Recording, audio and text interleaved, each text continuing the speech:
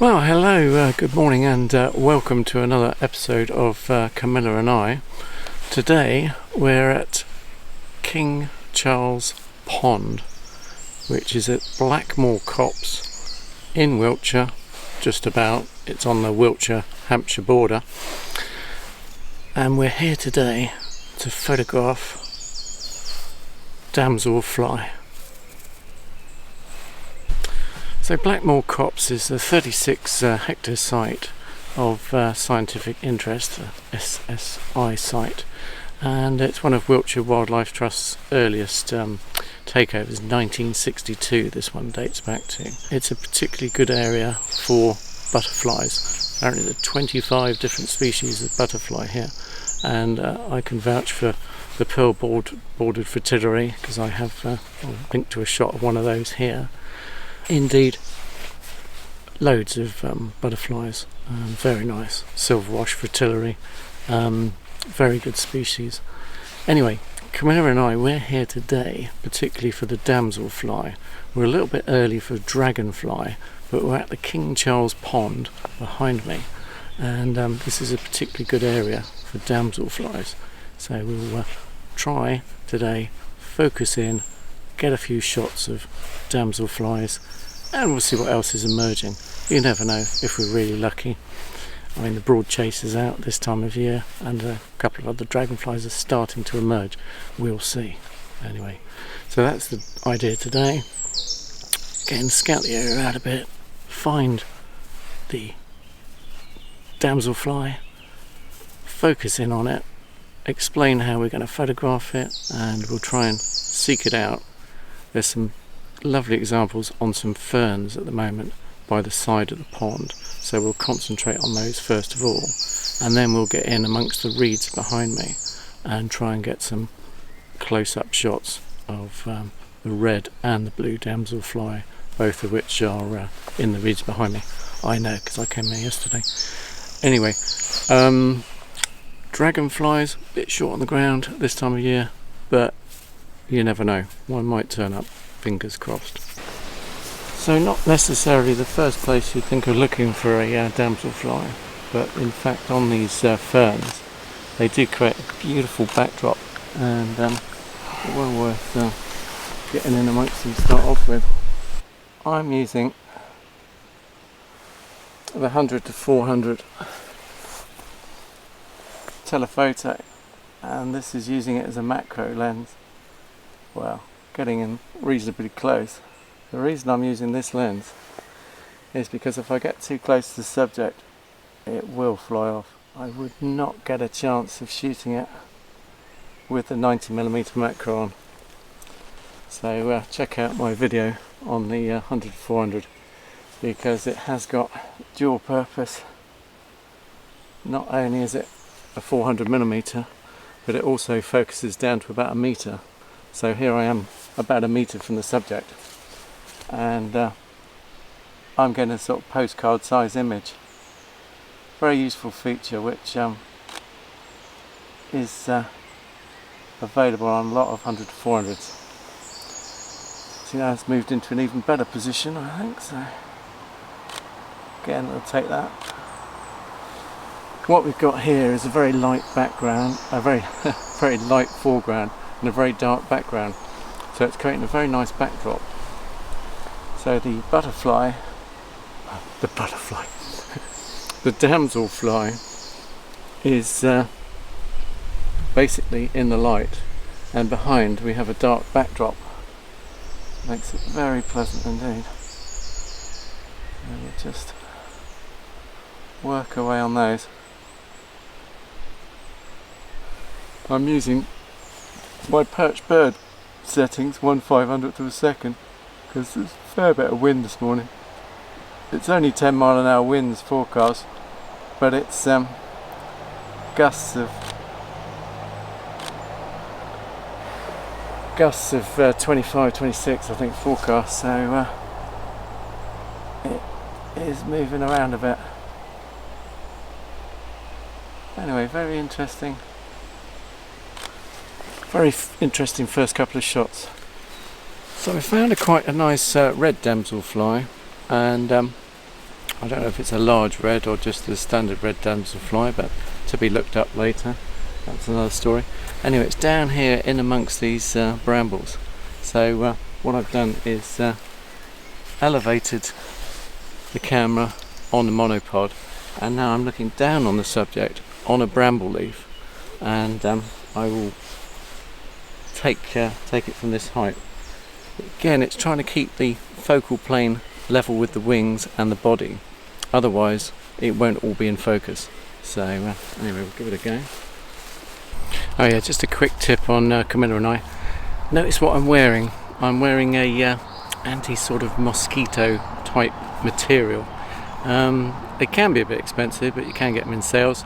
I think this was about £25, but it's a shirt which keeps off the bugs, particularly ticks we're particularly interested in, and the trousers indeed are anti-tick mosquito material, and it just helps a little bit. I did find a couple the other day, so always check yourself when you get home, but it's worth investing in a bit of gear just to avoid any ticks, particularly near water. And in this forest there are roe deer, muntjac and fallow.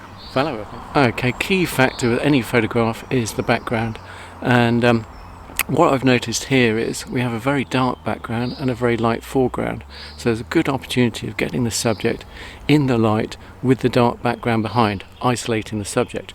Great, nice if you can get it.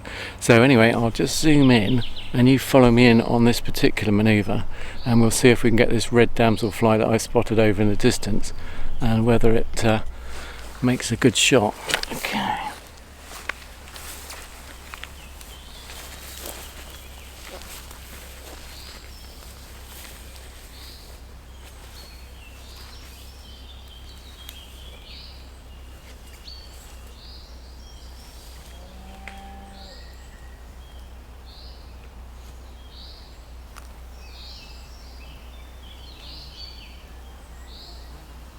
As you can see, as long as you keep low, the dragonfly, and slow, the dragonflies tend not to take off. They can do, of course, but that's life. But anyway, no, the slow, steady approach, and then setting the monopod to the right level, and then getting the shot behind. Particularly nice with the dark pile of twigs. Fortunately, some kids had set up a whole wigwam behind, and it made a particularly nice shot because it gave a totally dark background. So thanks kids for setting up that wigwam of sticks. Brilliant. Okay, an obvious place to look is along the actual edge of the pond, obviously with the reeds and little grasses shooting in the air. And the idea is to pick a damselfly that is isolated by either the pond as the dark background or the vegetation at the back as a dark background, just to give it a platform to stand out from the rest of the image. Okay, because as we know, background is as important as the subject. Okay. Well, I don't know if we got the killer shot, but we certainly got a good shot of a blue damselfly, and that's the one so far. That's probably the best of the bunch so far, and that's working the scene and then going in for the final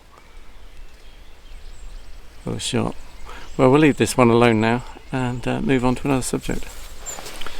Well, here we are on Camilla and I, and well, I stopped here.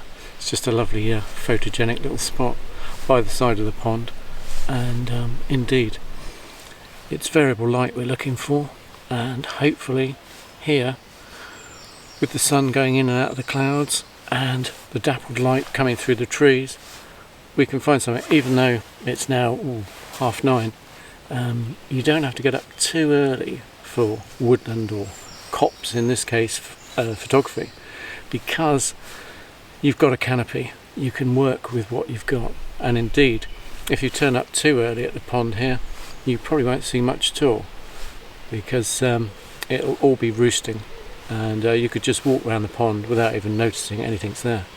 But during the day it becomes alive, as the temperature rises. So a good one for the lazy photographer who can't get out of bed first thing in the morning. So another pro tip is obviously colour photography. Try and go to opposite ends of the spectrum of colour spectrum bands, a bit like a paint chart when you go to B&Q. Opposites sometimes attract, and in this case we're looking at red with green. Although it's totally juxtaposition on the colour wheel, it makes a good subject. So if we can get a red damselfly against a green background, bingo. Just to demonstrate this is what we're looking for, a red subject against a green background, and in this case very lucky to get a coupling pair, not quite mating I don't think, but they are coupling, and I haven't seen that position before, so great, always good to get a new position. Okay, as we've got a quick break in proceedings, flight settings. Well, the settings today for Camilla and I are basically, we started at perched bird settings, but we've now moved on to as low a shutter speed as possible as the wind will allow, in order to keep that ISO down. That's the key factor here, keeping the ISO down.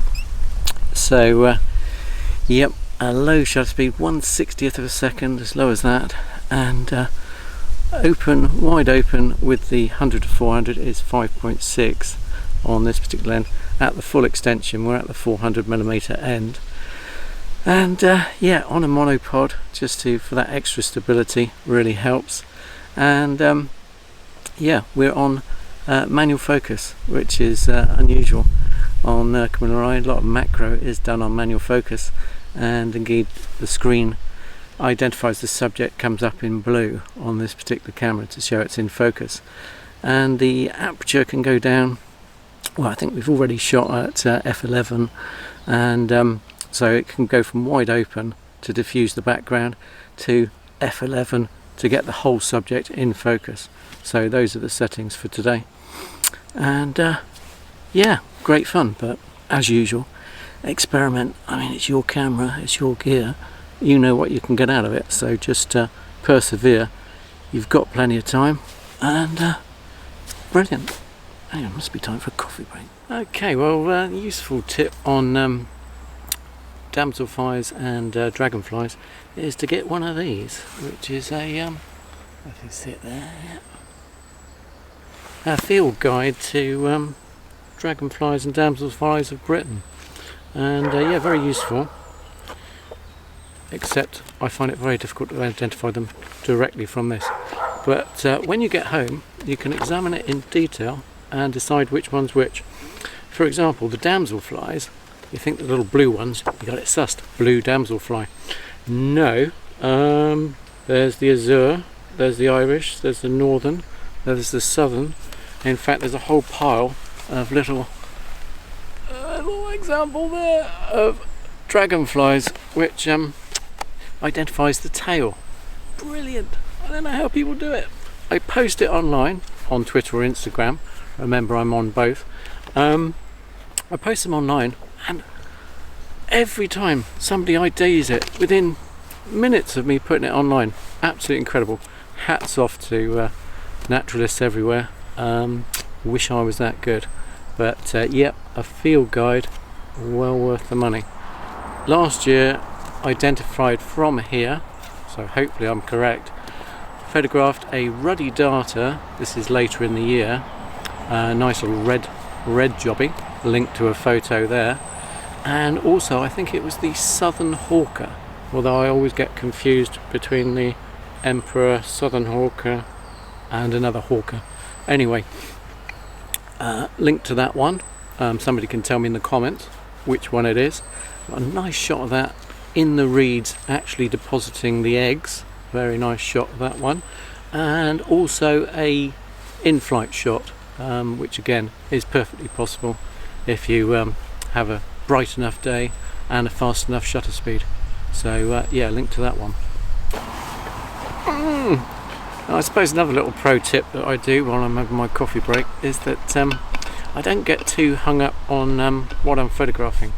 The problem is, I always find if you knew what you were photographing and how rare it was, oh, my camera would be shaking like a leaf. So it's far better to take the shots, ask questions later, identify it later, and if you've got something a bit unusual, brilliant. But you won't have a load of blurred, shaky shots because you knew it was that rare behemoth that you should have taken more care of. I did that with a spotted flycatcher once. Missed all the shots because I knew what it was. So yeah, pro tip: detail later. Take photos first. Cheers. Well, lovely to have you all along today to King Charles Pond, Blackmoor Copse. Lovely place. Don't forget, usual, like and subscribe. Still trying to grow the channel. Thanks to the 300 people so far who have followed, and hopefully you're finding this of some use and some entertainment. It certainly takes a while to put these things together, but I enjoy doing them, so hopefully you're benefiting from the tips coming thick and fast this morning. Yeah, hope I haven't bored you too much. Okay, anyway, get out there, take the photographs, that's what counts. Have a good one, and bye from Camilla and I. Okay, cheers.